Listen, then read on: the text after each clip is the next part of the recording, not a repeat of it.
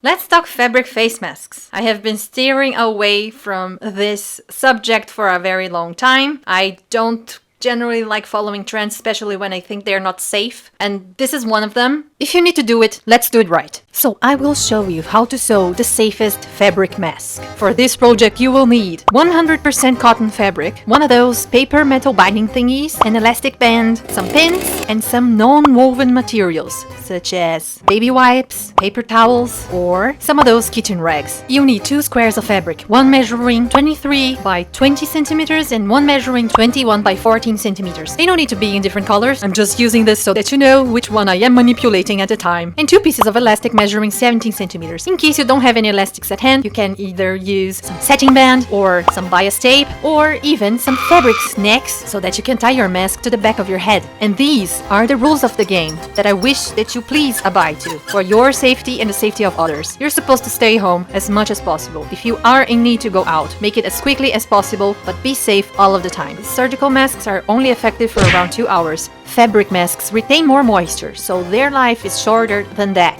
For this fact, they will turn into a petri dish in front of your nose, which can be very dangerous. That being said, do not wear them longer than 1 hour at a time. Even changing the filter will not do, so if you need to stay out for a longer period, take 2 masks and 2 filters with you. Just to be safe, I would say that 30 minutes is the maximum time that you should be wearing these fabric masks. Rule number 2. In case you need to change your mask, wash your hands. Do not touch your face without washing your hands, even if you're wearing gloves, not to cause cross-contamination. Rule number 3. Do not reuse the filters that you're going to use. I did not find much information about the efficacy of these filters, but these are options only if you don't have access to HEPA filters, and they are very hard to get by nowadays. These are just there to add an extra layer of safety for you. Rule number 4. Use only woven cotton fabric for the mask. Do not use t-shirts and knit materials because they are not 100% cotton. 100% woven cotton fabrics. For example, old bed sheets. Bed sheets are great. They're tight woven, they're very comfy, and they will hold pretty well. No t-shirts. Stop with the t-shirts. And for the filters, non-woven materials only. Do not insert another layer of fabric in there because then you are going to add just another layer for more moisture and more animals to be next to your nose. We don't want that. Let's start by finishing all of the raw edges of the smaller piece of fabric just by folding them twice and sewing all around so you have a beautiful finish. The final piece with the finished edges should be around 8 by 17 centimeters, but if you have a longer face or you're a horse, feel free to make it wider. Now, before we turn our attention to the bigger piece of fabric, we need one of those metal paper binding thingies. I needed to sacrifice one of my old paper folders. Why? Because I needed to be very snug to my nose so no evil viruses come from above.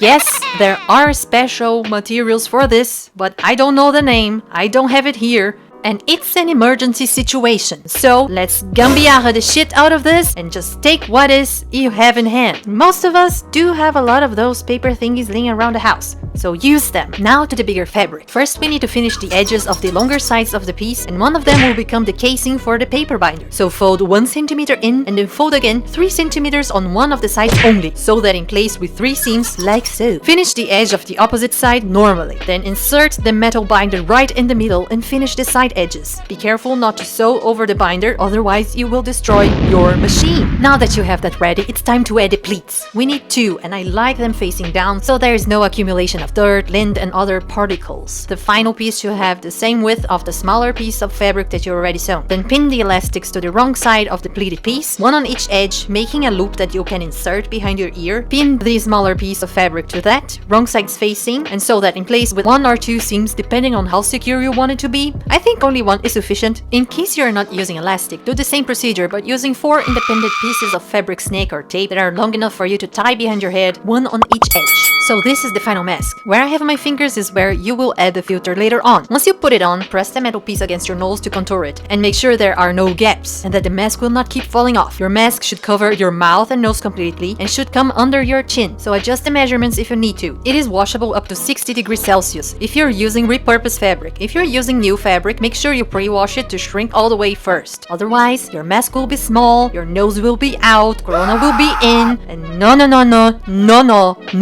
One last thing you need to do is a small cut on the casing from the inside of the mask so you can remove the metal binder prior to washing. Do not wash it with the thing inside. It will rust and ruin your beautiful mask. Ew! I hope I was able to help you a little bit. I know everybody's anxious. I know I am. I'm a mess. I'm worried all the time. Stay safe. Stay home if you can. Wash your hands. Don't touch your face. And let's keep in touch. If you need someone to talk, just reach out on Twitter. And I will see you next week for Sewing Shenanigans. Don't forget to subscribe. Bye.